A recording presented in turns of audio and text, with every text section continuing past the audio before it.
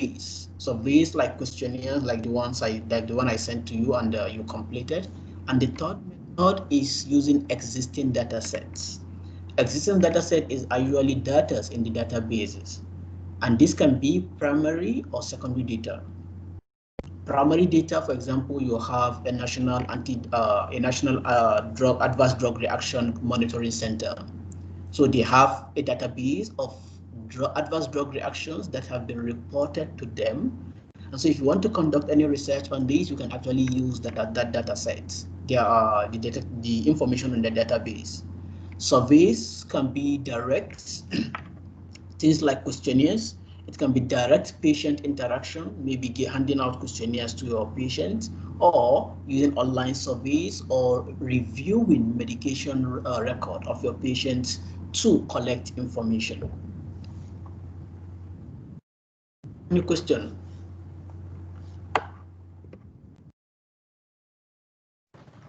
No, doctor. If you have any question, please stop me, okay? There is no offense if you stop me and ask me to explain certain things.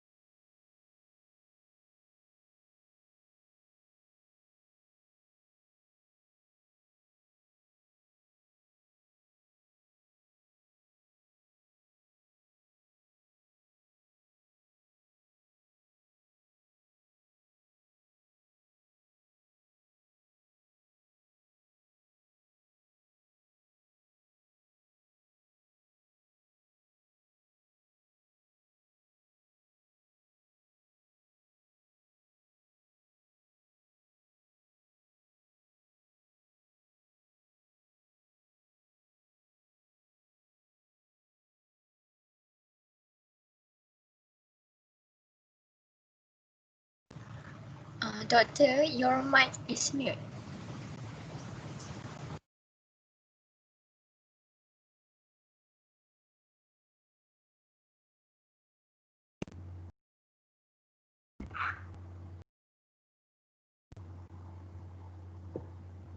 Sorry, apologies. Can you hear me now?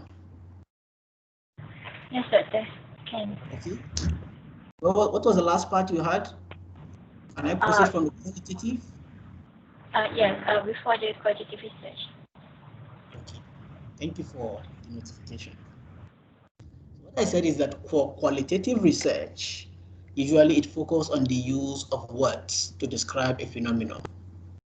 And I said the example I've used in previous lecture is if you want patients are not adherent to their medication. Take note of the question why. The question what? Why? In quantitative, you are dealing with what and how many.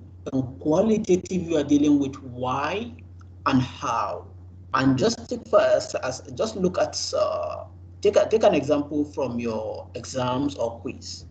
Usually, if you are told to explain why or to explain how, usually you are given enough space to express yourself. Okay, so in other words, we can say that qualitative research is actually a description of people's expression of themselves in using words. Okay, and unlike quantitative, it is usually used to gain a deep understanding of a subject. Because if you're asked why, you express yourself to a certain level. So whoever is to assess you will assess you based on the depth of what you have provided. So if you want to understand a phenomenon deeply, qualitative research is the option you have, is one of the options you have. And I think, if I'm not mistaken, probably the best option that you can explore to conduct such research. Usually it involves small numbers. I've mentioned this before when I talked about qualitative or quantitative. And so because it involves small numbers, the findings are usually not generalizable. Okay? So in most cases, after qualitative research, you may need to do a quantitative confirm the hypothesis that you have generated from your qualitative research. And data here is usually expressed using words, images, or objects sometimes. Okay, unlike quantitative, it uses open-ended questions. Open-ended questions dealing with why, how. Findings are specific and less generalizable. Okay, I've mentioned this. Answer the question why and how. Data can be collected through interviews. You can have direct interviews with your respondents where you ask them questions. If they respond, based on their response, you can ask them to clarify certain things. Unlike questionnaires where whatever you feel and submitted is what the researcher has to analyze and then interpret. But in qualitative, you can ask a patient or whoever your participant certain questions, and based on their response, you can ask them further questions to clarify or to expatiate on what they have discussed earlier. You can also use focus group discussions. Focus group discussion is drawing people from different background who are actually important to a subject of discussion, and then getting them to discuss on certain issues so that you can draw conclusion based on opinions of different people who are actually stakeholders in the subject matter that is being investigated. Of research, oh, let me stop here. Do you have any question?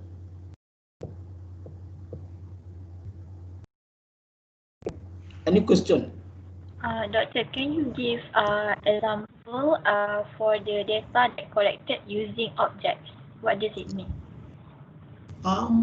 Sometimes, I think I don't have a classical example I will use now in medical sciences. That is more applicable to social sciences. But the medical sciences, I'm not aware of researches that they do and express using objects or images. Except maybe for diagnostic research. Diagnostic research can be explained using objects and images. Okay, but for research involving medications and other things, I'm not really aware of examples of such. But I think this is a very good question. I will find out. If I find anything useful, I'll share with you. Okay, thank you. All right. You're welcome. Very good question. Okay, any other question?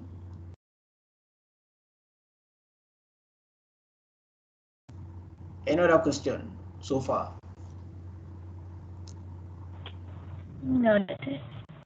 Okay.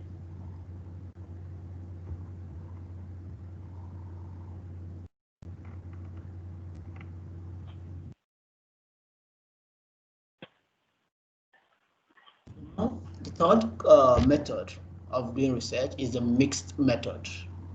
From the word itself, you can easily explain it. It's actually a combination research that involves a combination of both quantitative and qualitative research methods. Okay, so this is actually more applicable in social science, more commonly used in social sciences.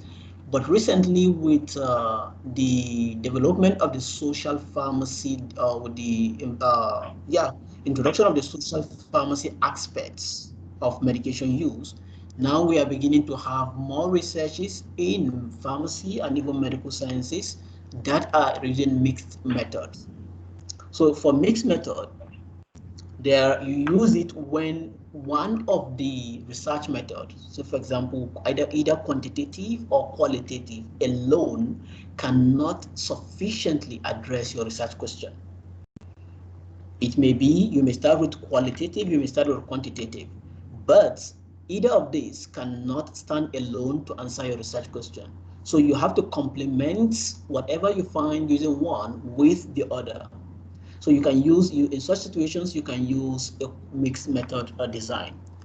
Another time you can use mixed method is when you need to complement the findings. Say, for example, you've done quantitative and you want to gain a deep insight into some of the interesting things or some of the things of some of the significant issues that you want to zoom out into. So you may use qualitative to obtain more information about that. Okay. Likewise, if you use qualitative, to generate hypotheses, but the findings are not generalizable because you are using a small sample of the population. Then you may need to do a quantitative in order to generalize the findings of your qualitative research. Can you hear me? Yes, Doctor. Yes, Doctor. And if I'm talking too fast, please tell me. I would love to slow down, but naturally I'm very fast. So if you tell me, inshallah, I'll try to slow down. Okay. For mixed method, there are more than 3 types of mixed method, but for the purpose of these lectures, I will just narrow it down to 3. I think these 3 are the most important ones you need to know. There are more than 3. The other ones are more applicable in social sciences, in psychology and education. Okay, so if you want to read more, you can read more about mixed method. But for the purpose of this course, I think these 3 are the most important ones you need to acquaint yourself with. The first one is the convergent parallel. From the word parallel, it shows they are doing what? Concurrently. Both quantitative and qualitative data are collected simultaneously. It's not as in other situations where one has to precede the other. So here in convergent, you start with what? You collect the data for the quantitative. At the same time, you're collecting the data for the qualitative. So you interpret the data for both qualitative and quantitative, and then you compare and relate using at the same time. In other words, you don't have to do one before the other. Both of them have to go on concurrently. Okay. Second one is the explanatory sequential mixed method. Explanatory sequential mixed method is a method that involves starting with the quantitative before the qualitative. So in other words, it means that you use the quantitative to measure your outcome, and you use the qualitative to gain a deep insight into some of the issues that you've highlighted from your qualitative research. And the example here is this, and the figure here will explains what you do. First, for example, if you want to do a survey, you survey. After doing your survey, you have your data analysis. One example I want to give you here is, suppose you want to investigate medication adherence among hypertensive patients, and you started with a survey. And based on that survey, you found out that majority of the patients are not adherent to medication because perhaps they are scared of side effects. They forget and due to other reasons. But if you notice that fear of side effect and forgetfulness are major issues, and you still want to gain deep insight into what are the factors responsible for these, or what are the perceptions that shape the perception of your respondent, then you can schedule a qualitative research where you interview you build up an interview plan based on the findings of the quantitative study, and then you select your participant for interview, and then you analyze their result, and there's this thing they call triangulation. Triangulation is bringing the findings of the qualitative and the quantitative together in such a way that the qualitative is explaining what has been done, what has been found in the quantitative research. The third type of mixed method, which is the last one we'll talk about in this lecture, is the exploratory sequential. I told you last time when we talked about classification of research based on the purpose that you have exploratory research. In exploratory research, you are trying to find information where there is little or no information at all. So usually you use qualitative to explore that, and then the findings of the qualitative are then explained using a quantitative method. The quantitative method is to obtain large volume of data that can use to generalize the findings you have found in the qualitative research. go here, you start your first phase is interviews or group discussion based on what you want to, the method, the approach you want to use. And then after that, you identify results to test on large population. Based on this, then you can build your questionnaire or survey or whatever you want to use for the quantitative research, and then distribute to a large population of your a large sample of your population. Then overall, you analyze the result and then you come up with a conclusion that will either explain or confirm or reject the initial hypothesis you have built from the qualitative research. With this is the end of this first part of the lecture. Do you have any question?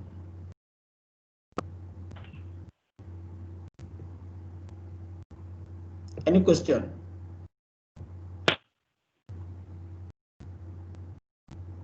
Can you hear me? We can hear. Hello? Yes. Do you have any question so far? So far, no, Doctor. Okay. So can I proceed to the next lecture? Drug design. Yes, Doctor. I think it's a major one. The research method, we've talked about it already when we discuss about types of research.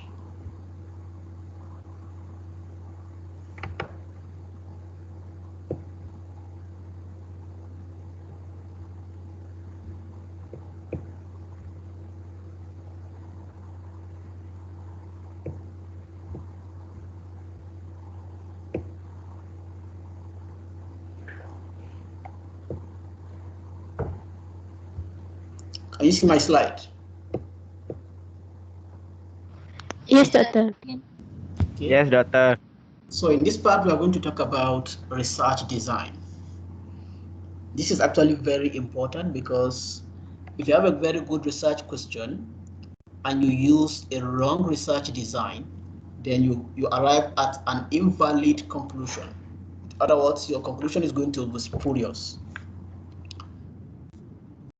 In medicine, generally, we have two types of study design. You have studies in which you can observe your patients or your subject or your participants, and such kind of studies are called observational studies, from the word observe. And the second type of study design is interventional studies or experimental studies. Experimental interventional studies are studies that involve what? The implementation of an intervention or introduction of an intervention. An intervention can be a drug, it can be a procedure to help patient improve or to test something. And then you measure the impact of this intervention on your subjects later on. So such kind of studies are called interventional or experimental studies. So for observational studies, usually one or more group of patients are observed and the characteristics of the patient are recorded and analyzed. In other words, observational studies are descriptive in nature. Are we together? Yes. Did you get my point?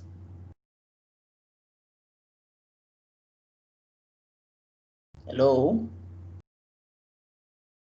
Yes, Doctor. I said observational studies are descriptive in nature. Do you agree with me?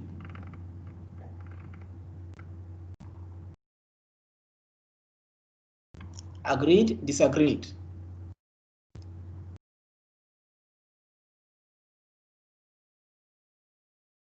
Do you agree with me? The observational studies are descriptive in nature.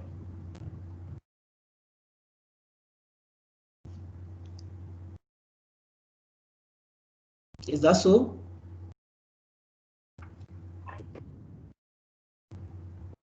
Or do you want us to deliberate on this? I think you should elaborate more, Doctor. Okay, I said in observational studies, the purpose is to observe your patients or your subjects. You observe them for whatever phenomenon you want to measure in them. Okay, so and I said now observational studies usually involves observation of one or more groups of patients and the description of the characteristics of the patients. So I now rephrase it and said, am I correct when I said observational studies are descriptive in nature? Is that so? Agreed or disagreed?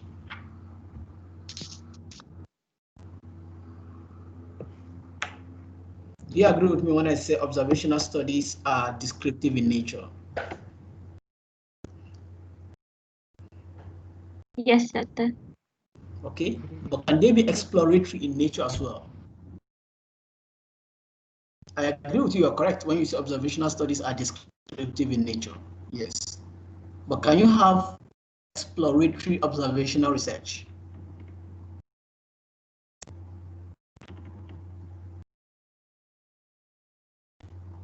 Can you?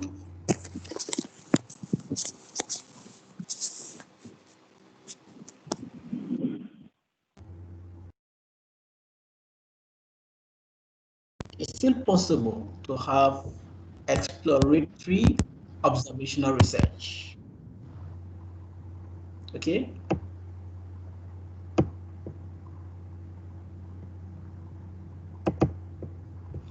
So for interventional studies, usually interventional or experimental studies, it can be either of the terms is acceptable. Here, usually you have to give an intervention.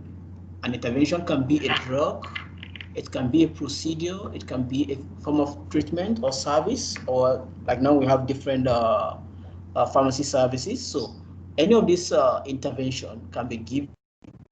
The impact of this intervention can be evaluated among your patients. Such kind of studies are called experimental, or you have interventional studies.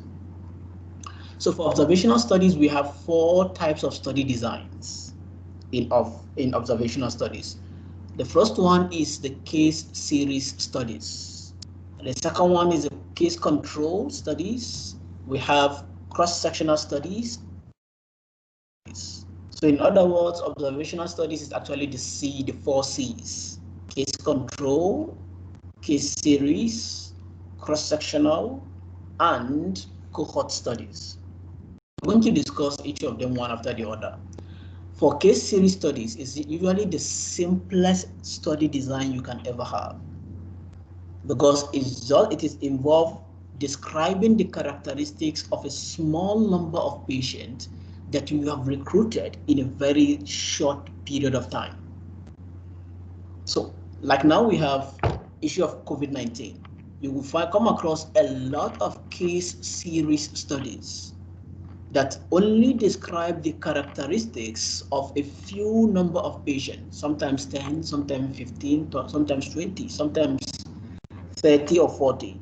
So usually such kind of studies are designed without any hypothesis. They have no hypothesis they want to confirm or reject, and there is no control subjects. So they just go on straight to describe what has happened in this patient or specific objective that they want to accomplish. Example here is this case series of COVID-19 patients with critical illness. So in this population, if you look at the result portion here, the investigators reported or identified only 24 patient confirmed COVID-19 patients. So looking at this is just 24 patients. You could imagine a publication in the world's leading medical journal, because the New England Journal of Medicine is the #1 medical journal you have. If you publish in this journal, wow, I think even the rector will come down to Kuantan to see you, because it's a reputable journal. And you can imagine that in a reputable journal, they have published an article with just 24 patients.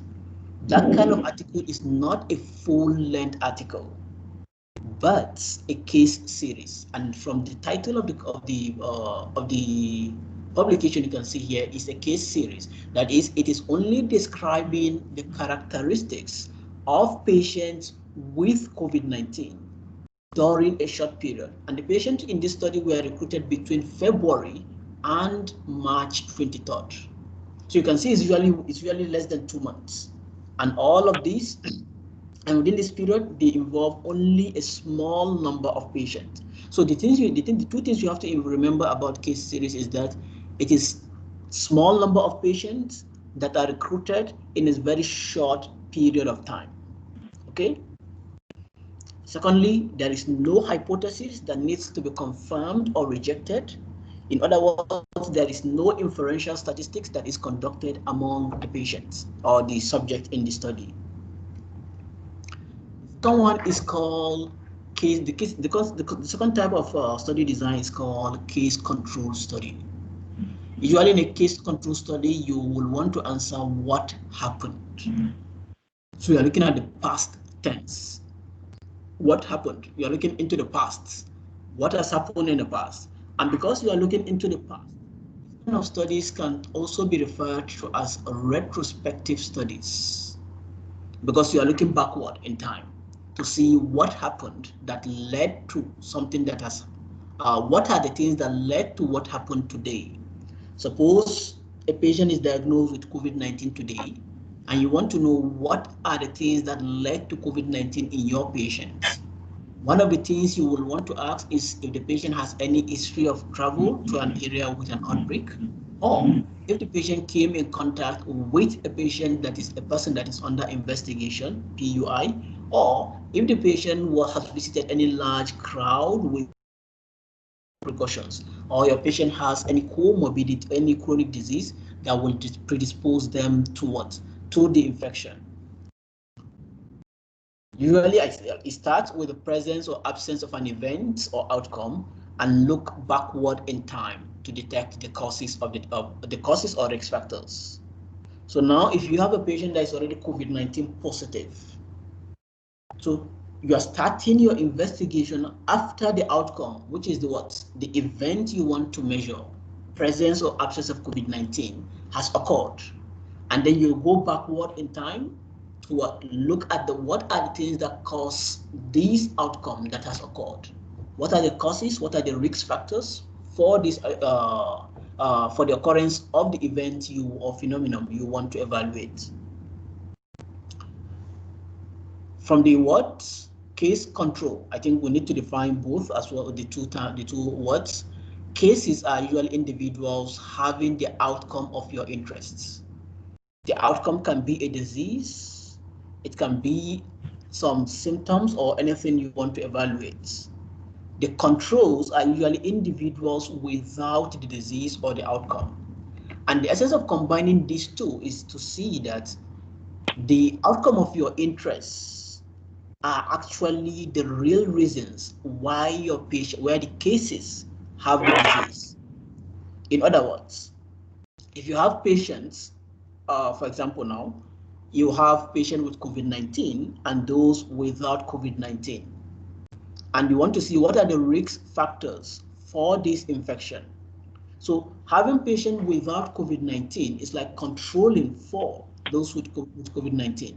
In this way, you can be able to compare the characteristics of those with the COVID-19 and those without COVID-19, so that anywhere there are differences, significant differences, that is tilted towards the cases. In other words, it means that there are higher percentage of certain characteristics in the cases compared to the control, then we can confidently see that those characteristics are the major reasons for, or are the causes or the risk factors for the outcome that you are actually investigating.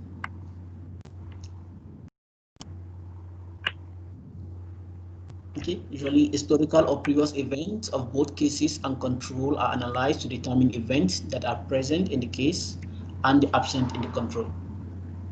Sometimes you use matching, although this is more advanced. In matching, what happens is that the investigator usually try to compare the characteristics of those who have the disease, that's the case, and those who are the control. The reason is that you want the characteristics to be similar. The age distribution is similar, the gender distribution is similar, the race is similar, and other characteristics that could potentially influence the outcome that you want to evaluate. So if those characteristics are matched, so eventually, then you will be left with those factors that could most likely the outcome that you want to evaluate. So if you are left with those factors, then you can compare them between those who have the disease and those who do not have the disease.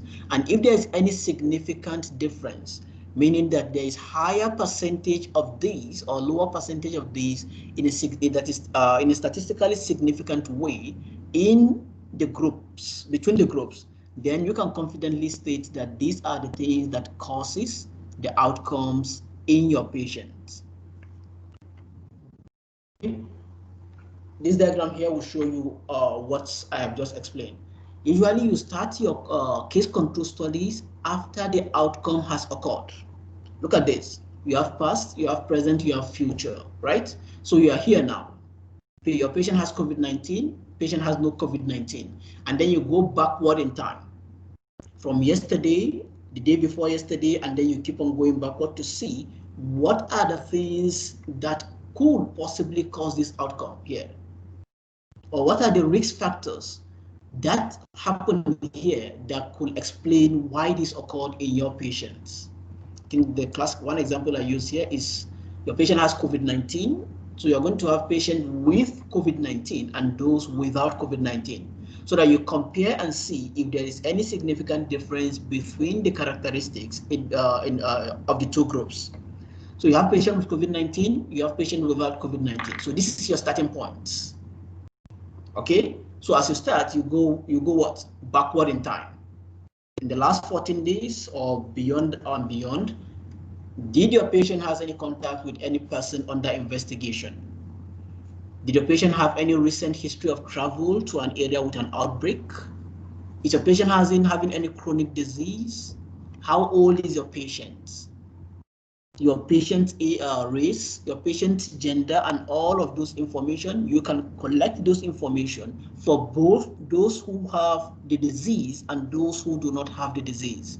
So at the end of the day, you compare these characteristics between them, and then you will be able to identify those characteristics that increase the risk or causes COVID-19 among the population you are studying. Is this clear? Do you have any question? Yes, doctor. Okay, if you have any question, you can ask. Any question?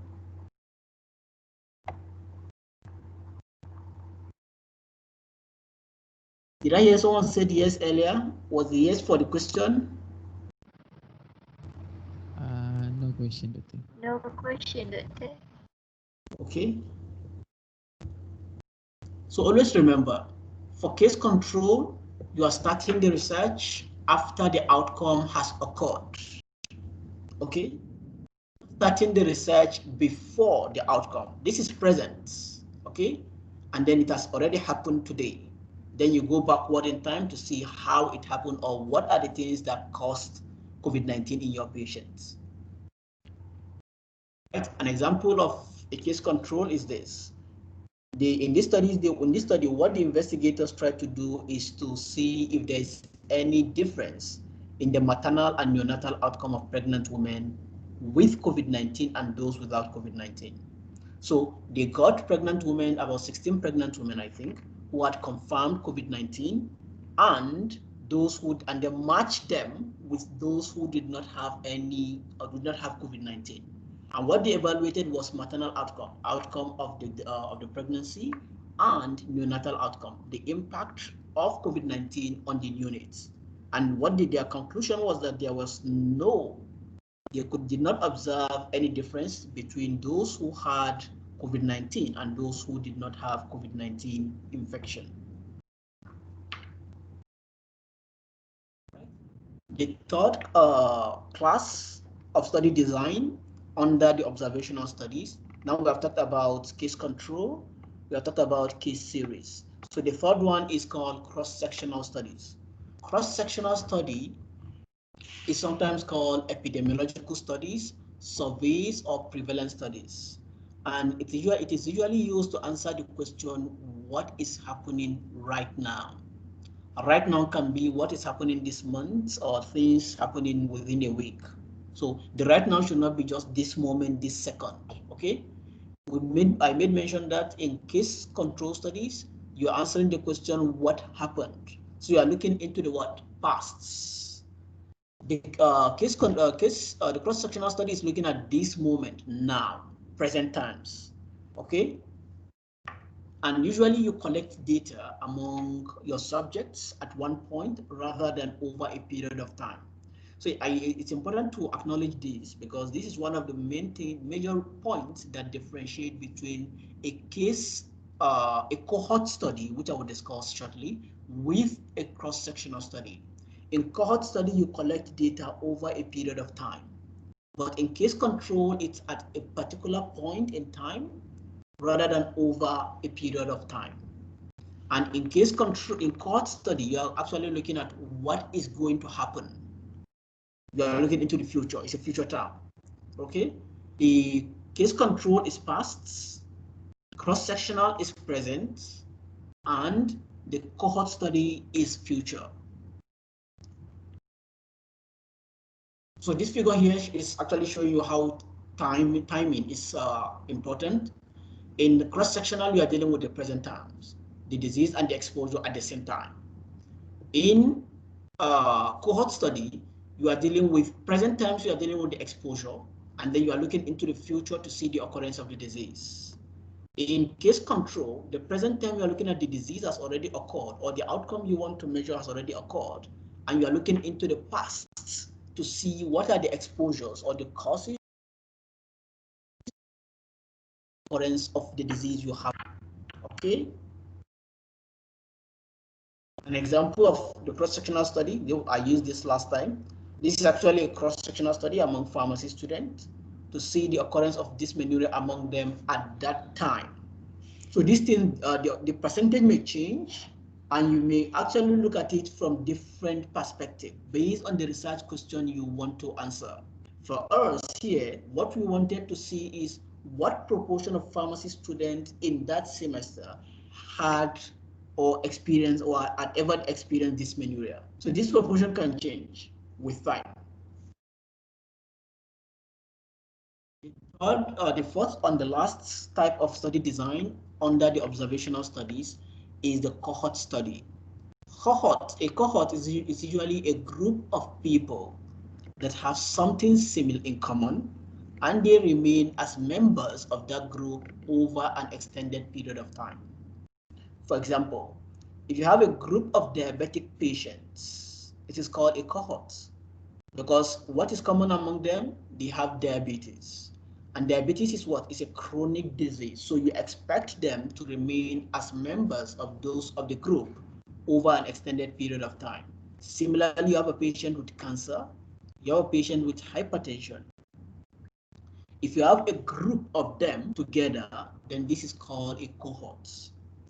And cohort study is usually conducted to answer the question, what will happen? It looks into the future. The direction is actually forward in time.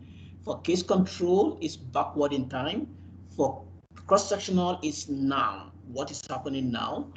And in another difference is that for cohort study, it is sometimes referred to as prospective study.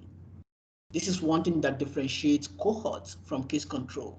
Case control is called retrospective because the direction of inquiry is going backward in time. But in cohort study, the direction of inquiry is forward in time, and it is sometimes called prospective study. Okay, here, what differentiates cohort study from cross-sectional study?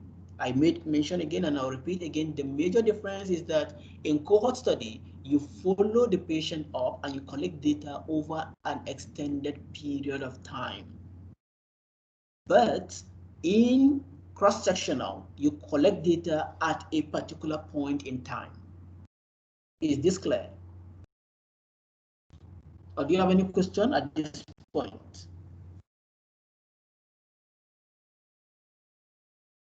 Any question? Or am I just talking to myself? No question, Doctor. Okay, so can I give you a short quiz to test you? Yes. Yes, I like that confidence. Because you know I can give you a quiz, right?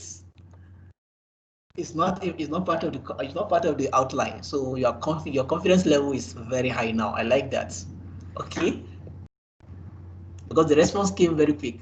There was no second thought about it. Yes. All right. So please, if you have any question, ask. All right. I don't mind explain it several times just for you to be able to get it. So that once you get the slide, inshallah, I'll upload the slides today so that you can have access to the materials. So any questions so far? Doctor, for the cross-section studies, it collect the data over a period of time. So what does it mean? I mean, do we have how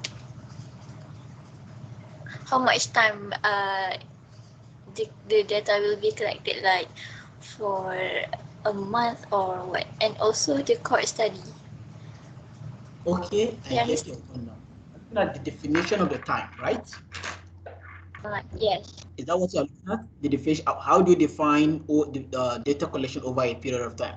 For cohort study, if you observe in the study I showed you for dysmenorrhea, we collected data just at a particular time. We didn't ask the respondent to fill the questionnaire after 1 month, after 6 months, after 8 months, after 1 year, right? So this is what differentiates a cross-sectional study from a cohort study. In a cohort study, you collect the data over a period of time. It's not just once. It's not just a one-time thing. No, the patient will be followed for sometimes up to 30, 40 years. But in most of the ones we have now is 6 months, 8 months, 6 months, 9 months, 1 year, 1.5 years. It depends on the objective of the researchers and the availability of funds for the research, because those kind of studies are usually expensive, particularly if you have to do data collection for a very long period of time. So there is no definition of, say, maybe you have to collect data for 2 months before you can describe that as a cohort study. So long as you collect data multiple times from the same respondents, it's a cohort study. And because usually you cannot collect data, say for example, on drug use or medication use, you collect data today, 2 days after you collect data again. Usually it involves collecting data over an extended period of time. I think most research I see these days, minimum is about 6 months. They start baseline, after 3 months, they collect again, after 3 months, they collect again, sometimes 9 months, and then they compare and see the trend. But for cross-sectional, it's just one. Of them are in your class. If you participated, you were just told to complete the questionnaire just once. There was no subsequent follow-up for what? The questionnaire. So such kind of studies are cross-sectional. But where you have to give, maybe you are given a medication and then you are followed up for a period of time. Say maybe you have a group of patients that have diabetes, and for example, your class developed a new anti-diabetic drug, or maybe say RX-16. So if you give the medication to your patient, you can follow them up after 3 months to see what is their blood glucose level. After 6 months, what is their blood glucose level? After 9 months, what is their blood glucose level? So these kind of studies are categorized as cohort studies. But if you just give one of a measure after that without, because you are seeing what is happening now, you have not gone into the future. What will happen next? Okay? Is this clear? Clear, Doctor. Thank you. Or am I talking too fast? No, I think it's clear now. All right. If you said it's cleared, then can you differentiate what's the difference between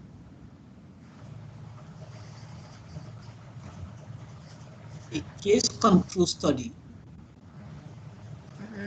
And a case control study, and a case series study? For the case series, it's for a small number of patients in the short period time.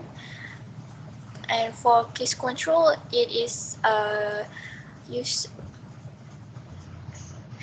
for the thing that happened in the past. Like we want to find the cause of the outcome, cause of the disease.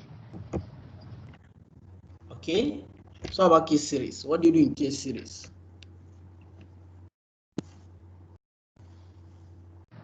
The case series, we don't have the controls, but the case control, we have the controls and the cases.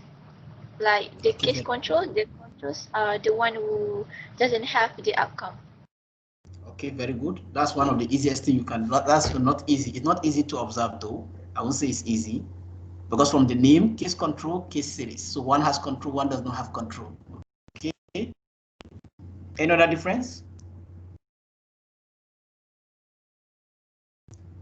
I made mention that in case series, usually it's descriptive. You describe the characteristics of what the participants. It is not used to what? Explore the risk factors or the causes. Because risk factors or causes involves inferential statistics. And because you do not have control, you cannot do inferential statistics in case series studies. Okay? But in case control, you have control, so you can do inferential statistics, and you'll be able to identify the causes of the disease or the risk factors. All right? And the next one is, can you differentiate a cross-sectional study and a cohort study? Is there any difference between them?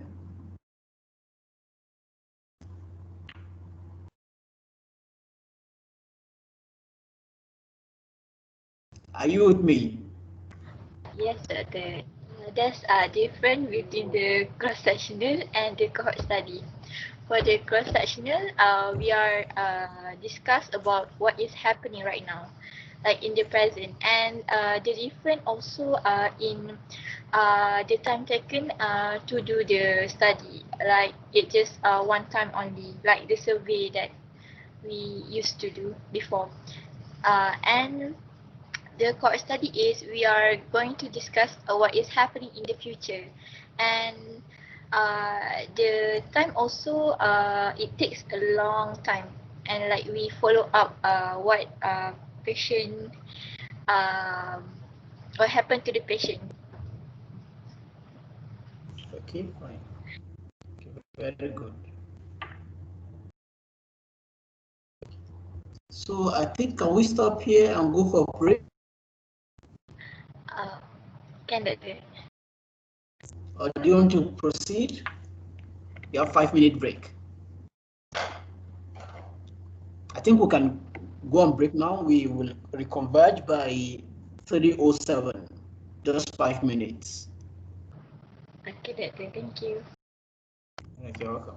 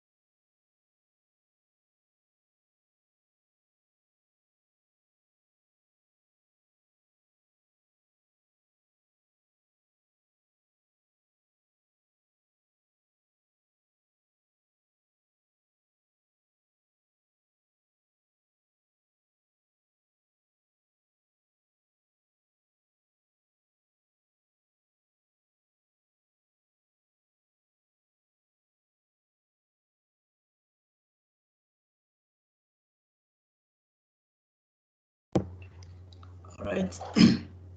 Assalamu alaikum again. Waalaikumsalam Are you all warahmatullahi back? wabarakatuh. Okay. Are you all back? Yes. Yeah. So I think I'll proceed now.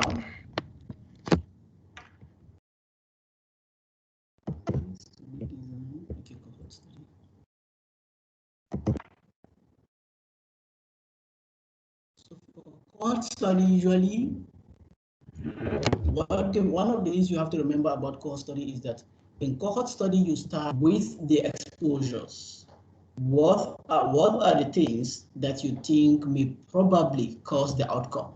So you start with observation of the things that would cause the outcome, and then you now monitor your patient, you follow up your patient until the outcome occurs, and you see what proportion of the outcomes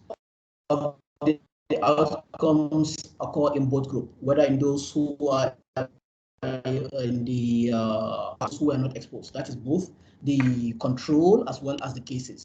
So, but one thing I want to highlight is that in both cohort study and case control study, one thing is similar to them is that they are both designed to study the causes or the risk factors of a disease or a phenomenon. So this is one thing that is common to both of them. The only difference is the direction of inquiry. In case control study, you are going backwards in time, right? You go backward. In cohort study, you go forward. The second difference is that in cohort study, you are starting with the exposure first before the outcome. But in case control, you are starting with the outcome, and then this arrow goes this way to see the exposure. What are the things that causes your outcome? One example I have here is, if suppose in a study, you want to study the risk factors for childhood obesity. One of the risk factors is what? Of childhood obesity is the occurrence of obesity in what? One of the risk factors for childhood obesity is obesity in parents, the dietary habit of the child, the number of hours, style, physical activities, and other things. So from the beginning, that is today or this moment, what you need to do is you need to categorize your patient into groups. Those whose parents are obese,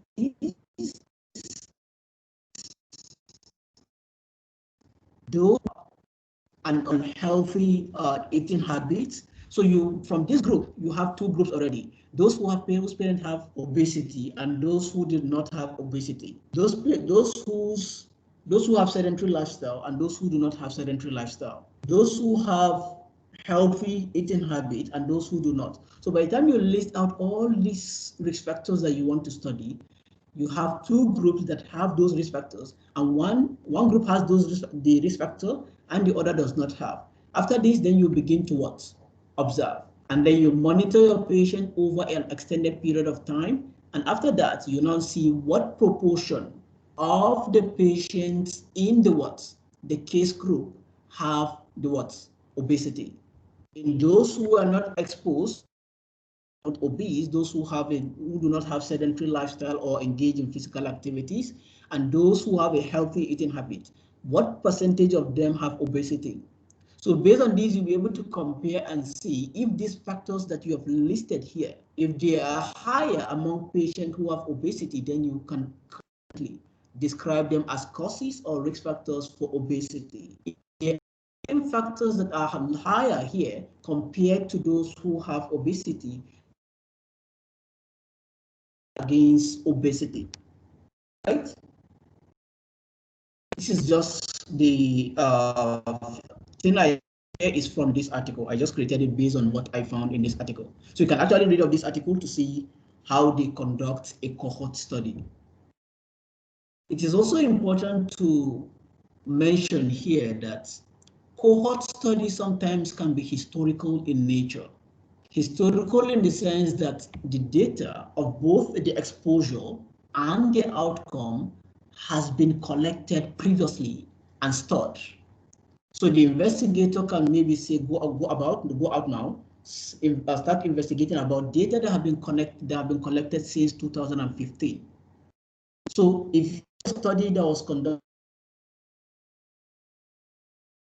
about the occurrence of childhood obesity in your patient, and before that time, they information about the patient that participated in the study, then you can conduct a historical cohort study. Historical does not mean that you are going backward in time. No, the direction of inquiry is still forward in time. Why? Because you are moving from the risk factors to the outcome. So you are not starting your research from 2015 when the outcome occurred. No, you are going backward in time. If the exposure or the risk factors information about that was collected in 2013, it means that your data collection is starting from 2013, and then you follow up the patient until 2015 when there was a decision as to whether they have the outcome or not. So historical cohort studies sometimes are referred to as retrospective study. Mind you, you have to learn how to differentiate between these and case control studies. They are both retrospective in nature, but the direction of inquiry is forward-looking. Okay? In case control study, you are starting from the outcome, the occurrence of the disease or the absence of it, and then you go backward to see the causes.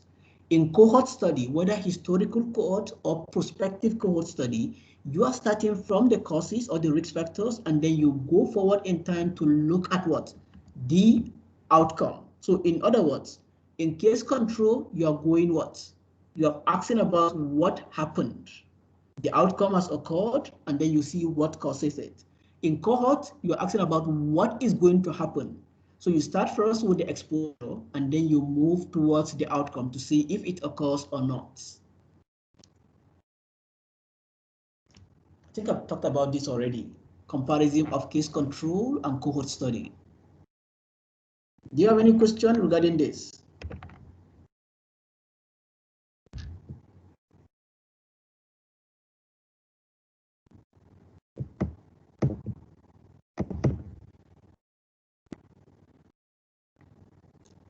Alan.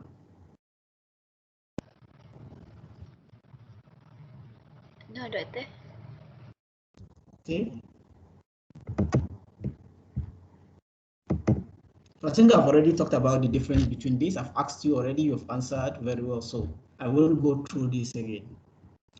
So the next one is experimental studies.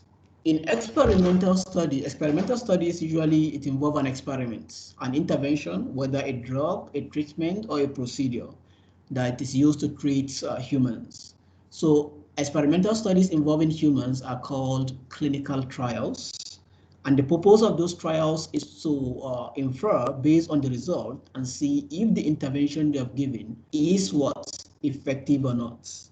For clinical trials, we have two types of clinical trials based on what? The presence of a control or the absence of a control.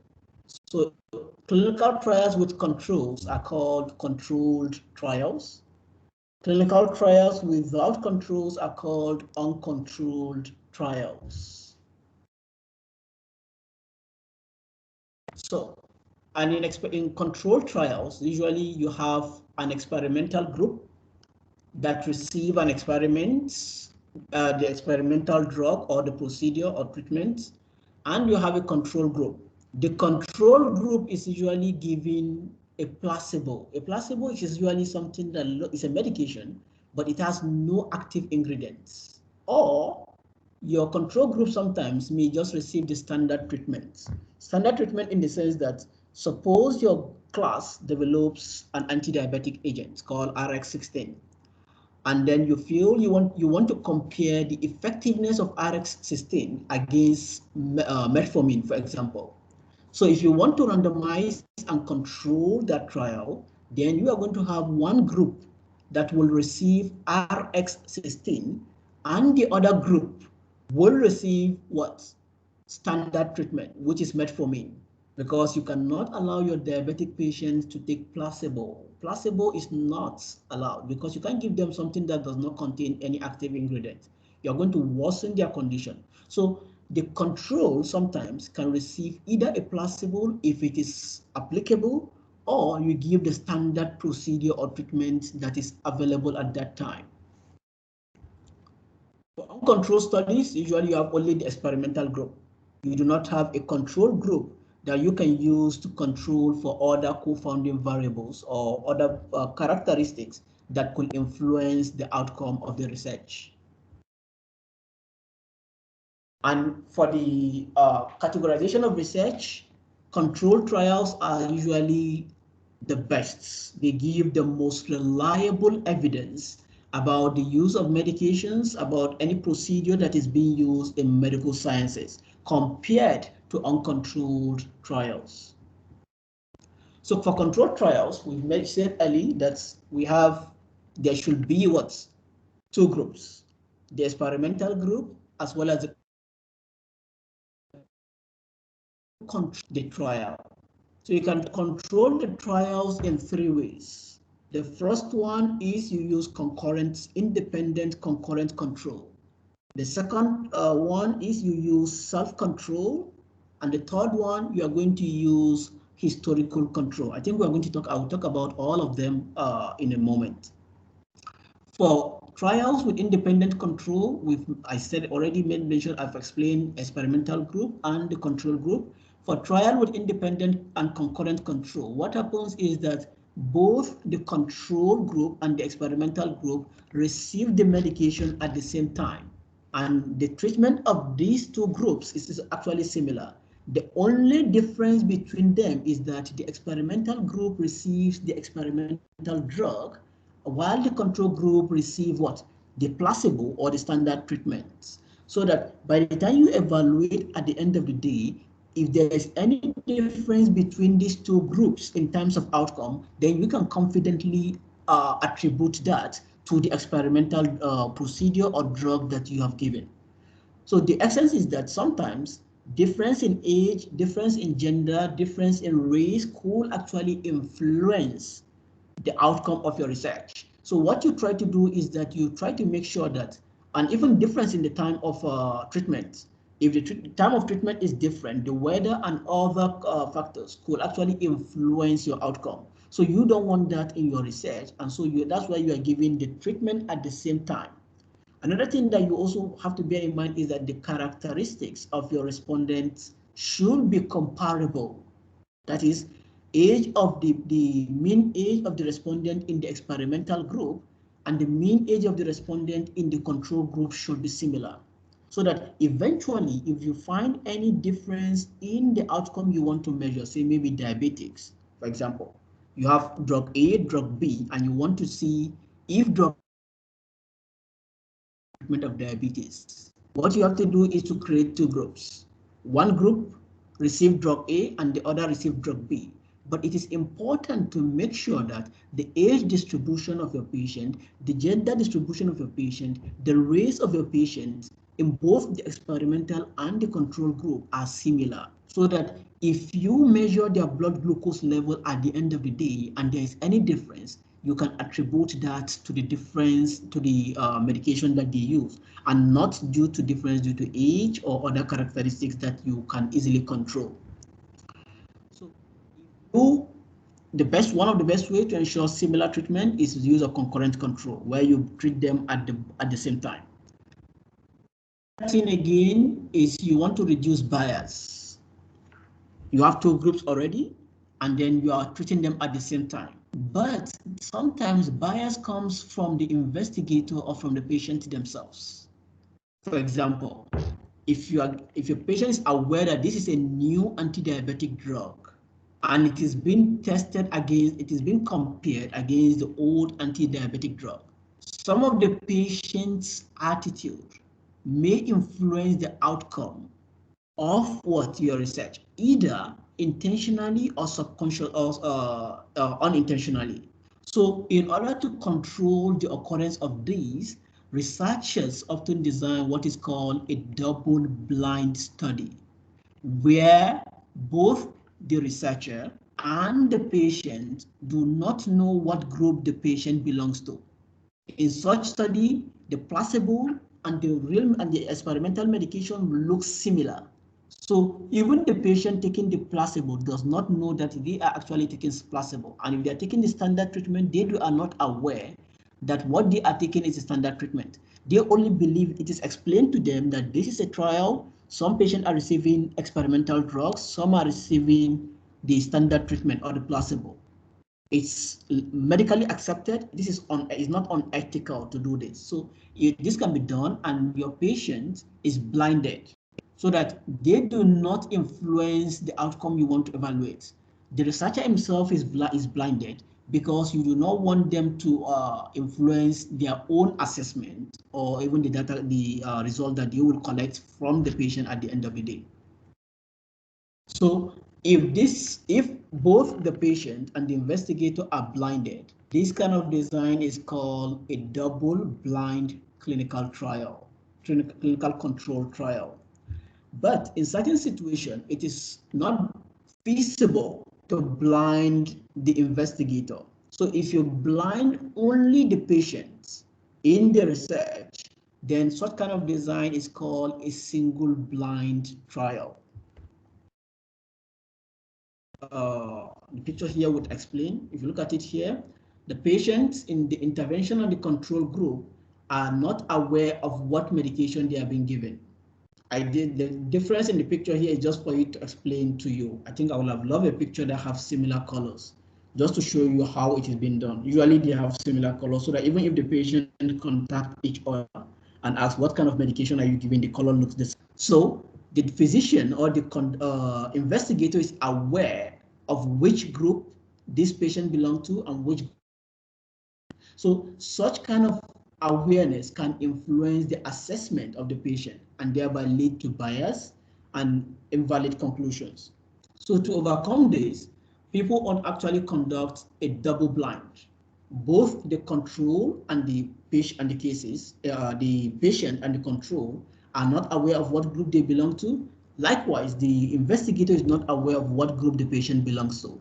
This kind of research usually requires a third party who will do the randomization, create a random number for what the assignment of the patient into different groups, and based on these random numbers, the patient will be assigned to different group without the knowledge of what the investigator. So that third party is going to be the one to do the distribution, and after the assignment of the patient to different groups, then they will be measured at the day. So even if the investigator is measuring the patient, the investigator is not aware of which group the patient belongs to. So in a way, it will not affect his own assessment of the patient or the care that they provide to the patient. So how do you now assign? I've made mention about assigning patient to experimental or control group. This can also be a source of bias, because if the investigator is the one that will assign patient and then they do it based on their own will, they can easily assign patients who are more healthy to the experimental group, and then those who are more sick to the control group. And this kind of bias can influence their outcome. So to control this also, they use what is called randomization. Randomization is using random numbers that you can maybe use using a computer generated random number. And then on those numbers, you've already assigned your patients to either the intervention group or the control group. So if you use random numbers for your randomization, it is more powerful than the non-randomized trials, because in non-randomized trials, assignment is based on maybe the last digits of the patient's the last digit of the patient's year of birth, or the patient's registration number, or things like that. And in such a way, you can easily cause some bias in the research. This is why if you want to conduct top-notch research in medical science, that has to do with comparison of medications, treatment, or procedures, it is advisable to use a randomized trial design. So now we are still talking about trials with concurrent control. First, I made mention here that blinding the investigator, right, to reduce bias. Here you are randomizing to also reduce bias so that the investigator cannot easily pick which patient is in which group. Randomized control trials is the epitome of research design. Usually it's the best quantitative research design that you can ever do. Okay, that has to do with primary data. Of course, there is meta-analysis that involves the use of secondary data, which is for now the best source of medical evidence. But if you're talking about the best source of medical evidence from primary research, it is a randomized control trial. So for randomization, usually these patients here that will be involved in the research are given a random number. And on those numbers, usually they produce an envelope. This person may be patient number 30, 15, 10, 1, 2, 1, 5, 12, 22, 20, randomly. The numbers are assigned randomly. And on those numbers, they are assigned whether to join the treatment group or what? The control group. And as they are picked, they are assigned to the groups, and then treatment begins. After treatment, you follow up, and then you look at those who have the outcome you want to evaluate and those who do not. Then at the end of the day, you compare between the experimental group and the control group. Like the example I gave now, if your class have a drug, RX16, and this is metformin, so right, you will administer the treatment to the patient in this group and administer metformin to this group. After say 6 months or 3 months, you want to measure their blood glucose level, and then you compare between those who have achieved glycemic goal and those who have not achieved glycemic goal. You compare between these two groups and see which one is more effective. Okay, this is actually the same thing, explaining what you have done. You have a population of interest, diabetic patient. Okay, those who are given your drug, RX16, those who are given metformin, and then you see the outcome, those who are able to achieve glycemic.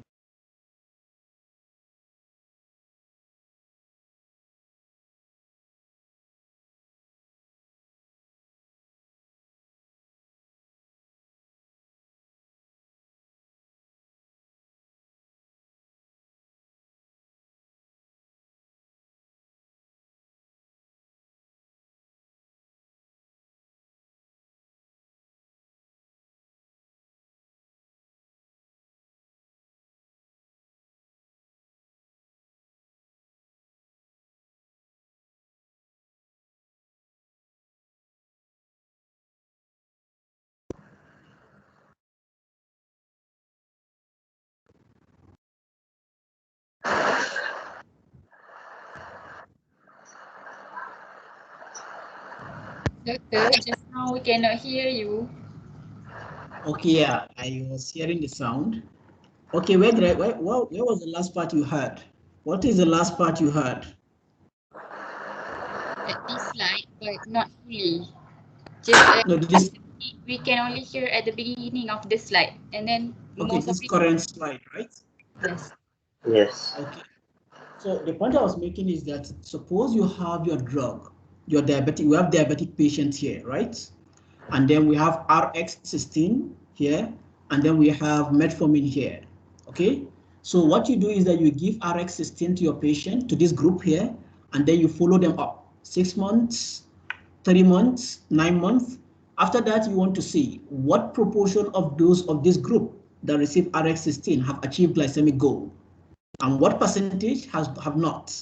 Okay, for the patient that receive metformin as well, you give the treatment after 6 months or 9 months, but the timing has to be the same.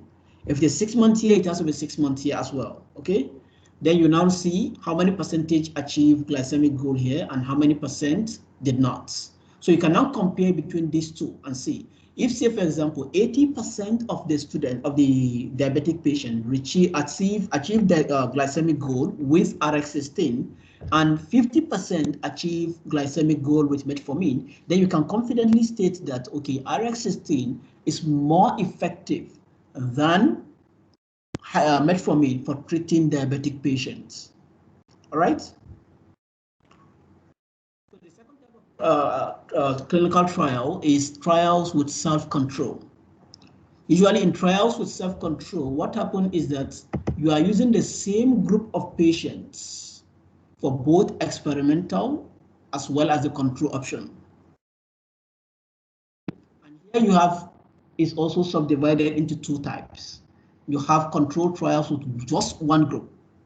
You are using just one group, you don't have more than one group, so there is no control. The study itself, the population itself is serving as both the experimental and the control. So what happens is here is that you have this population of your patients, say maybe diabetic patients, and then the first thing you give them the treatment A, RX16, for example, okay? After RX16, you monitor them after 3 months, 6 months, you measure their glycemic level and see what percentage of them have achieved glycemic goal.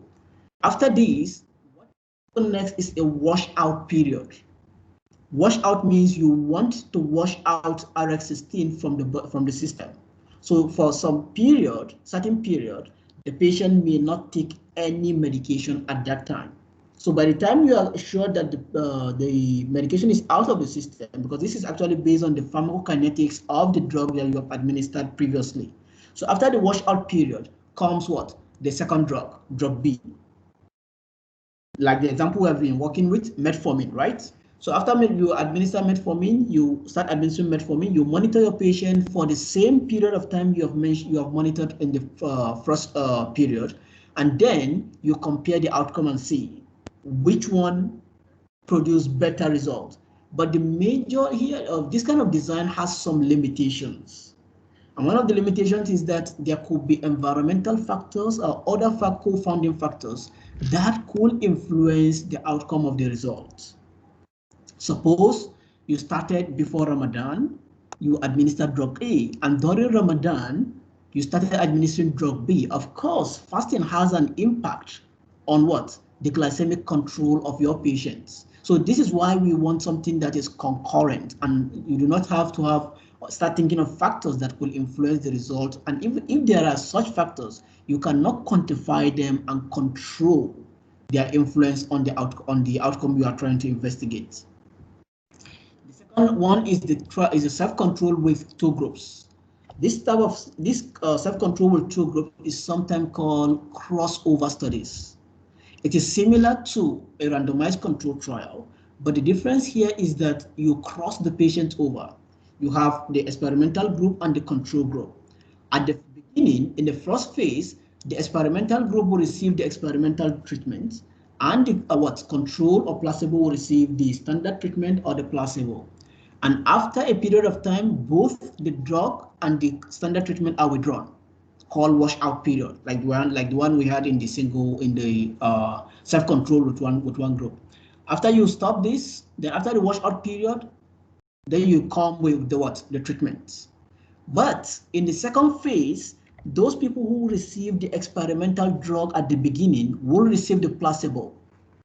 And those who receive placebo at the beginning will receive the experimental treatments.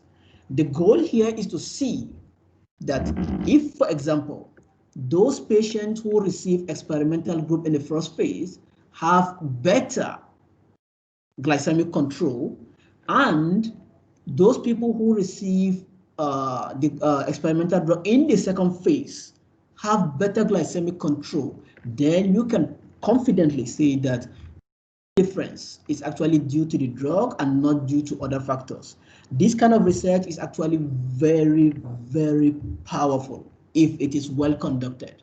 But one of the limitations is that it is going to be very expensive, because it will involve treating different group of patients, treating the same group of patients with 4 different treatments, unlike in the randomized control trials. So often called crossover study. So here you start with this. These are your study participants. So you may randomize and you may not randomize depending on the design, because randomization does not define if it is a trial or not. The most important thing is if there is a control. Okay, you may randomize, and then in the first period you give treatment A. If you are using the drug your class design RX16, if this is RX16 in the first group period, this group of patients will receive RX16. This group will receive metformin.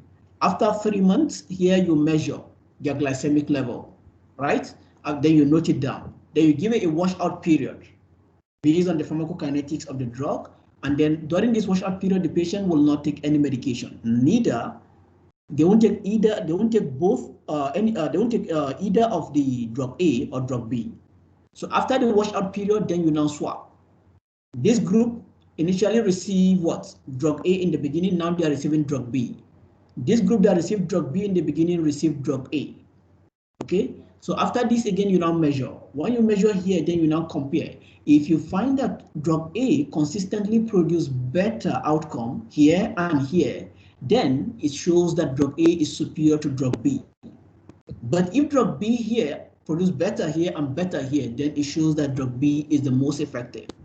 In situation where you have better here and less here, then it shows that there are other factors that are influencing the results that you did not actually control. The third type of clinical trial is the trial with external control. External control means patients that perhaps your investigator have used previously. Perhaps before your classmate developed RX system 1, RX system 2. So if you test the effectiveness of RX system 1 on say 100 group of patients and you have that data intact, okay? And then 2 years later you develop RX system 2, okay?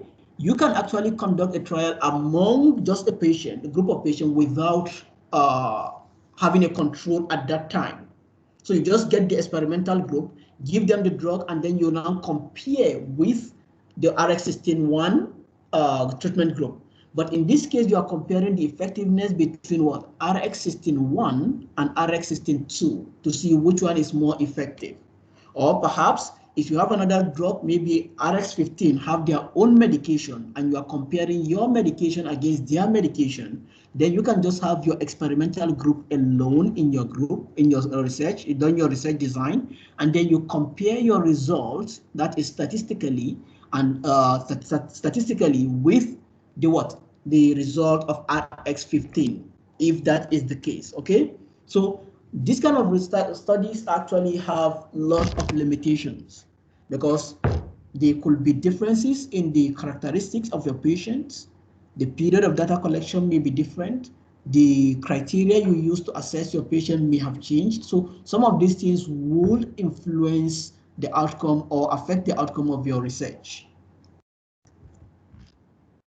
And then the last type of research we need to talk about is the uncontrolled studies. Uncontrolled studies, usually you do not have a control. It's just the experimental group. You treat and then you see what happens at the end of the day. But this kind of research have several limitations. Bias in maybe assessments at the time of sampling, selection bias, there can be selection bias at the time of assigning group your participant into the experimental or the control group. There can be bias at the stage of assessments. You may be biased towards the experimental group. There can be bias at the stage of assessment, bias towards the outcome that you want to achieve. There can be bias also from the patient side. The patient may change their attitude just for them to, because they are being observed. If they are being observed, then they modify their attitude just to suit what is being measured or what is being expected of them. The other group that I didn't Doctor? In my slide is, yes? Slide. Can you hear me? Yes, we can hear you, but we cannot see the slide. So, what's happening to my network today? Where was the last part you saw the slide? Can you see the slide now? Yes, Doctor. Okay, did you see this part of the slide previously? We start with the uncontrolled studies. Okay, so for uncontrolled studies, the point I'm making is that there is actually no comparison between the experimental and the control group. So you have only the experimental group, and it has several limitations because the investigator may be biased in their selection of the patients. If it is maybe say you have a drug RX system 1, you will look for diabetic patients that have very mild but not moderate diabetes, not severe form of diabetes. And then you can look for the younger ones, encourage them to do exercise and do other things. And then at the end of the day, you come up with a report that your drug is very effective. But without a control, you cannot confidently, or you cannot be 100% certain that the changes in glycemic level is due to the drug alone. Your patient may know that, may be aware that you're actually testing a new drug, and perhaps they want to assist because of the new drug, because they want the new drug to hit the market, and probably adhere to some of the recommendations that they will not ordinarily do when they are not being observed. Okay? So for this type of research, it is actually being done, but in terms of hierarchy, it is not ranked among the top, among the best form of research in medical sciences. So this figure here, this picture here shows you the hierarchy of research in medical sciences. The meta-analysis is actually at the peak of the pyramid here. If you have a meta-analysis, any finding that is reported from a meta-analysis is actually the most acceptable that has to be used in medical. The next is well-conducted randomized systematic review. Systematic reviews are actually very powerful if they are well-conducted. So they could be a source of evidence for the use of medication, because they are actually, it is actually a summary, a qualitative summary of existing results, okay? Because there's usually no quantitative analysis in systematic review. Meta-analysis involves is actually a systematic review with a quantitative analysis. That is, you pull all the results, the figures, the numbers together, and then you come up with what?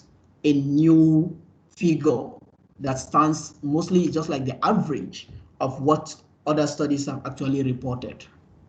Then next year you have critically appraised literature, evidence-based guidelines. Yes, they are actually a good source of information. Then you have randomized control trials. So if you look at it, these ones are looking at secondary data. Meta-analysis is secondary data, systematic review is secondary data, critical appraised literature is secondary data. But if you are looking at primary data, randomized control trials are the most powerful source of evidence in medical sciences. After randomized control trials, we have non-randomized. Please note, I didn't say uncontrolled trials, I said randomized, meaning that the patient are randomly assigned into what? The experimental and the control groups. And here there's actually a control group, right? Then non-randomized trials. Non-randomized trials means what? They are actually assigned to different groups, but the assignment is not done randomly, okay? After this comes the cohort studies. Cohort studies, we said at the beginning, they can be prospective or retrospective if you are using historical data, and they're usually what? Forward-looking, looking at what is going to happen. Case series studies is looking at what? Case series studies or case series or studies are the ones that are looking at describing the characteristics of any of a particular disease or treatment outcome, of treatment of interest. One thing that it didn't appear here and I didn't take cognizance of until now is where are the what? Case control studies and the cross-sectional studies. In the hierarchy, usually you have from case series studies, you have the cross-sectional studies and case control. It is usually from cohorts, case control, cross-sectional, and the case series. I'll look for another picture and update my lecture slide before I share it with you. Okay? Then at the bottom end is what? You have background information, expert opinion, and non-other evidence-based medicine guidelines. I think with this, I've come to the end of my lecture for this afternoon. Any question?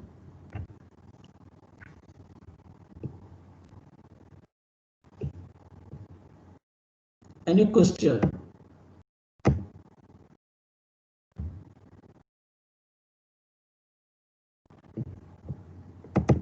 Is there any question? Can you hear me? Can hear, Doctor. Okay, do you have any question? Doctor, Yes. Is it okay if I ask you to repeat the trials with independent concurrent control part? Yes. Okay, thank you. Okay, do you want me to show the slide or I should just explain? Or let me just show the slide so that you can follow. Sure, just let So, what I said here is that in trials with independent concurrent control, it means that the first thing you have to realize here is you have control, right? That means you have two groups. You have the experimental group and the control group. And both groups are actually treated at the same time. The treatment starts at the same time and the outcome will be measured similarly. If you are measuring outcomes, say maybe, let's use the example I've started with, RX16 versus metformin. If you are given RX16 and then you want to measure outcome after 3 months, in the other group too, which is the control or the placebo group, if you give metformin, you have to measure after 3 months. Okay, if you want to measure RX16, if the effect of RX16 on treatment after 6 months, this group 2 has to be after 6 months. Okay, so both groups has to be treated at the same time, and the best way you can treat them is when you do them concurrently. The other two method I made mention, which is the self-control and the using of historical data, if you observe, is not done concurrently. Okay, in the self-control, you have to start with experimental, and then later you go with the placebo. So there are environmental factors or the timing factors that could affect the outcome. One of the example I've mentioned earlier is, suppose you start with the experimental group before Ramadan. Okay, and you now start giving the placebo or the standard treatment during Ramadan. Of course, you know Ramadan fasting has an impact on glycemic control among your patients. It also has an impact on the occurrence of adverse effect among your patients. So all of these would then affect the finding of your research. This is why it is better you start them concurrently. If you start the trial during Ramadan and both the intervention group and the control or placebo group are taking the medication during Ramadan, it's still the same Ramadan, right? They are still all going, it will depend. If they are fasting, then all of them are fasted. If they are not fasting, then you have to control for that. If possible, if you have to exclude patients who cannot fast, then fine. But the two groups, the treatment has to be similar. Don't allow one to be treated in a different way in relation to the other. The only difference between the experimental and the control group should be what? The treatment that is given. The experimental group received the experimental drug, and the control group should receive the placebo or the standard treatment. This should only be the difference. And you start both of the trials concurrently. That is, you start giving the medication and the monitoring of your patients in both the control and the experimental group at the same time. If you want to measure outcome after 3 months, then for every patient, it has to be after 3 months. If you want to measure after 6 months, for every patient, it has to be after 6 months. Don't take measurement or assess your patient after 2 months in the experimental group and after 3 months in the control group. No, that is not concurrent control anymore. So concurrent has to go to simultaneously. I hope this answers your question, sister. Yes, doctor. Thank you. You're most welcome. Any other question? Doctor, what Yes. is the difference between historical cohort study and cohort study? Okay, in historical cohort study, what happened is that in cohort, let me start with cohort study first. In cohort study, you are looking at exposure to the risk factors, and you want to see what is going to happen. Okay? And the example I gave is you want to study risk factors for obesity, childhood obesity among children. So the children at the time of the study are not obese yet. You are only trying to see if certain factors can cause obesity. Say maybe their patients are obese, or the children do not engage in physical activity, or their dietary pattern, their eating habits. So these are some of the things you have to look at it. You have to look at the beginning. You have students. Sorry, I use student a lot. At the beginning, you have children whose parents are obese and children whose parents are not obese. You already know at the beginning children who engage in physical activities and children who do not engage in physical activities. You already know the eating habits of both children in both groups. So you can now follow them up for 1, 2, 3, 4 years and see the occurrence of obesity in both groups. If eventually you have more children whose parents are obese coming down with childhood obesity, then you can say that hereditary factor contributes to childhood obesity. That is, if the parents are obese, then the children are likely to become obese. If you find out that physical activity in the physical activity group, within the same group, those who have physical activity are less likely to become obese, then you can conclude that physical activity reduces the risks of childhood obesity. So this is how you are going to go on with it. But in historical cohorts, what happened is that this data has already been collected. Okay, suppose there was like a national survey and it was concluded this year. And by 2020, you want to do research on childhood obesity. So you can actually use this data that has been collected to see other variables that perhaps we are not studied this year, but we are collected. If maybe in the next 5 years, you realize there are other factors, say maybe gender, age, or race of the patients. You find that, okay, it's higher among maybe Chinese or Malays, and you think you want to, it was not evaluated in the initial study, then you can also actually use this previous data that has been collected to reinvestigate and see how it can affect the occurrence of childhood obesity. So it's actually using old data, but the idea is that you are not starting from the occurrence of the outcome. You are starting from the point where the exposure occurred, and then you move to the outcome. This is one thing you have to bear in mind.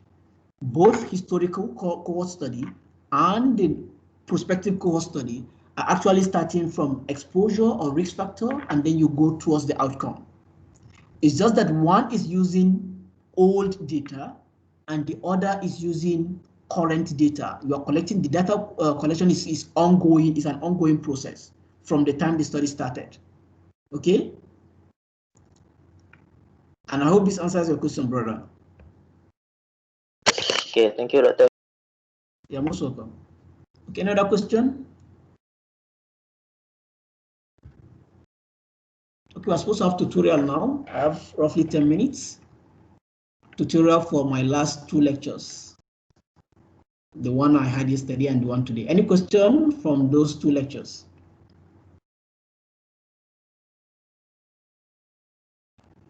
I think I don't need to go through my last lecture. We've had a tutorial on that, right?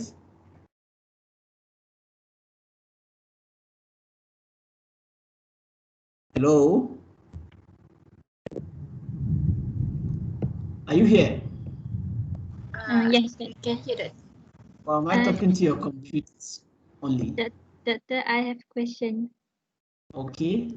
Can you explain about the crossover study, which is the trial with self-control trial with 2 groups? Okay. So for trial with 2 groups, what happened is that you are starting with 2 groups of patients. You have the intervention and you have the control. Okay. So from this, both groups are treated concurrently. Okay, but one group serves as a control for the other. This is what differentiates it from a independent concurrent trial. Independent concurrent trial, there's nothing here from here. There is no washout period, and you don't exchange the treatments. Okay, so in self-control with 2 groups here, you have, say, example. Let me use the same example I've been using: diabetic patients. You randomize them to receive either RX-16 and metformin. Okay, so after randomization, you start treatment here. After 3 months or 6 months, depending on the design you have, or let's say we'll measure at 3 months and at 6 months. For this group, we'll measure glycemic control at 3 months, glycemic control at 6 months. By the time we're done with this, While doing this same group is also monitored. After 3 months, we take their glycemic level. After 6 months, we take their glycemic level. So what this means is that both treatment A and B are going on concurrently. It's not one after the other, because you have already randomized them, or sometimes you may not randomize into treatment A or treatment B groups. After you finish taking the measurement or the glycemic level after 6 months, then you may give 1 week or 1 month's washout period for the drug to wash out of the body. Then in the second phase of the study, which is the second period here now, the group 1 that receive treatment A, which is RX16, will now receive metformin. The group that received metformin previously will now receive treatment A, that is RX16. And then after 3 months here, and after 6 months, you measure their glycemic level, you record. After 3 months and after 6 months here, you measure their glycemic level and record. So what happens here is that you compare the glycemic control here after 3 months with the one here after 3 months. If consistently after 3 months here, it is higher than here, and here after 3 months it is higher than here, then you can confidently state that drug A, which is RX16, is more effective than metformin. Should I take this again? Yes, Sister? doctor. Yes, doctor. Okay. Okay. What I said is this: after 3 months and after 6 months, okay? After 3 months, you measure here, and 80% of the patient here have achieved glycemic control. After 3 months, you measured here, and only 50% here have achieved glycemic control. You can see drug A is better than B, right? After 6 months, 85% here have achieved glycemic control, and 55% have achieved glycemic control here. So from the first period, you can infer that drug A is more effective than drug B. But because the patients are different, you still have doubts that there could be other patient characteristics that could influence the outcome. Then you give a washout period. You don't give drug A, you don't give drug B. Both group, no one receive any treatment. After the washout, then the first group here will now receive the treatment B, which is metformin. And this group that received metformin earlier will now receive drug A, which is your own RX16. After 3 months, if you realize that 80% of the people here have achieved glycemic control and 50% here, then you know the first result has been validated in the second period. You do not need any further investigation to tell you that drug A is superior to drug B. Is that clear, sister? Clear, doctor. If you have any question, you can ask. We're still in the session. Okay, clear, doctor. Okay, any other question? Doctor, can you explain back the slide trial with external control? With external control? Yes. Okay.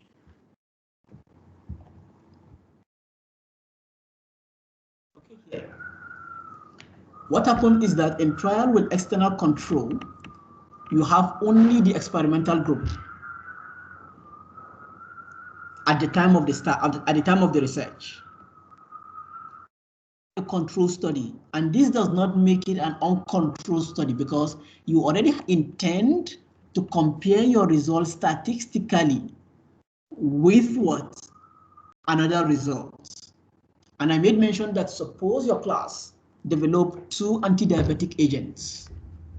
The first one is RX16. And you compared in your first trial, you compare RX16 with what? Metformin. Okay? And then few months later or few years later, you develop RX16-2. The first one is RX16-1, and now you have RX16-2. So you can actually conduct a trial just within the among what? The experimental group. In the second trial, you don't need a control group. What you are going to use as your control is the data you used previously when you compared RX16-1 with metformin. So the group for RX16-1 alone, the data for RX16-1 alone who receive, the data for the patient who received RX16-1 alone will be compared with the data for RX16-2. So we are not going to use the metformin data from your previous research. You are only going to use the result for the drug that you are comparing with in the current study. So in your subsequent studies, which is now your second study, you are comparing between RX-16-2 and RX-16-1. If you want to compare between RX-16-1, 2, and metformin, you can still do that as well. So you will comparing the result for RX-16-2 with RX-16-1. So here what happens is that you do not have control at the time you are doing the trial for RX-16-2 because you are going to use historical control. The historical control could be an experimental group or a control group of a previous research, okay? Or it could be another investigator, perhaps maybe year 4 student develop their own medication too, RX-15-1. Yours is RX-16-1. And then you want to compare your own medication, RX-16-2 versus RX-15-1. You can also use their own data for the group that received their own treatment, which is their own drug, with the drug you've actually developed. Is that clear, sister? Clear, thank you. You're most welcome. Any question? So this is the tutorial. Doctor? Yes.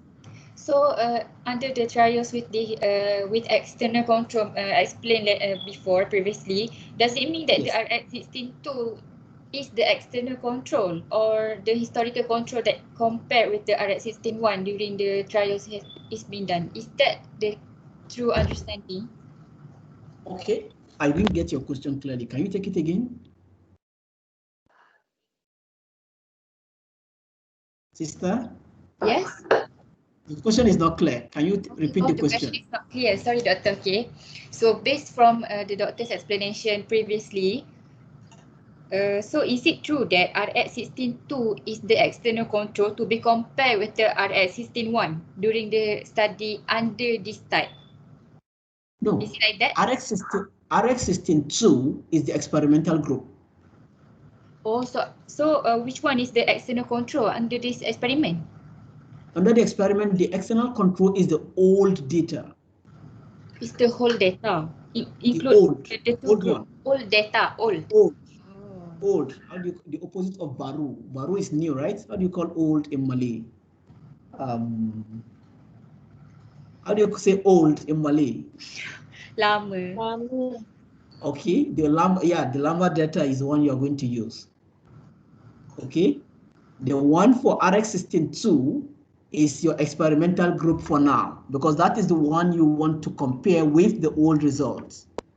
The one for RX-16-1 is your old data. That is your historical data, historical control. Because that is the one you are comparing against the new one. So the new one you're actually investigating on is your experimental group. So in your class, say maybe the second drug, RX-16-2 versus RX-16-1. So RX-16-2 is your experimental group. RX-16-1 is your control group, your external control or historical control. Is that clear, sister? Or should I re-explain? Yes, I understand better now, Doctor. All right, thank you very much.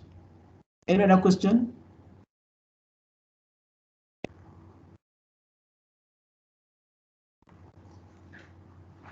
So I think I have received, I've been asked to conduct a briefing for you all regarding how you can design the outline of your research proposal, as well as the rubric. So I will do that, I think, this weekend. By Monday, inshallah, I will send an email to the PIC, and then she will share the email with you. If you have any issues during my lectures on Tuesday, we can discuss further. But inshallah, by Monday, unfailingly, you will receive the briefing notes on how you can structure your own research proposal, the rubric that we're going to use. I think I need to ask if it's allowed to share rubrics with students. But I think we do. Last year, they shared. Or if I'm not allowed to share with you, I will share with your supervisor so that your supervisors can make sure that every item on the rubric is in your proposal before the presentation and before the assignment. You submit your proposal assignments. So I want to believe all of you have started your work. Have you all started, or is there any group having any difficulty?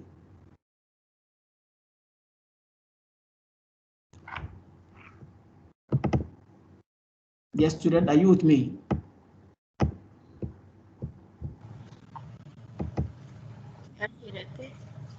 So have you all started? Yes. Okay, because time is actually, if there's any group that is having any difficulty, please let me know. All right. All right. If there's anything, maybe I won't put you in any form of any trouble. So if there's anything, just let me know. I will handle it. I will liaise with Dr. Noni, and then she can how will I put this now? She can sort it out for us. Okay? Okay. And inshallah, I believe your supervisors they will pay attention to you. You just need to be patient sometimes because lectures and some other things. But I believe inshallah you won't have any issues. But if there's any issue, maybe from your design and other things, you can tell me. If I can help, I will let you know. All right, so I think it's about time. In the absence of any question, inshallah, I will see you next week. I'll upload the slide today, the slide for my previous lecture and for today's lectures for your own use. Okay. So in the absence of all, I think I will see you inshallah next week. I wish you all the best and have a very nice weekend ahead. Yeah, thank you, Doctor. Thank you, You're most welcome. Okay, Assalamu alaikum. Thank you, Dad. Assalamualaikum. You're most welcome. Thank you, Doctor. You're most welcome, sister. Thank you, Doctor. Okay, you're most welcome, brother. Thank you.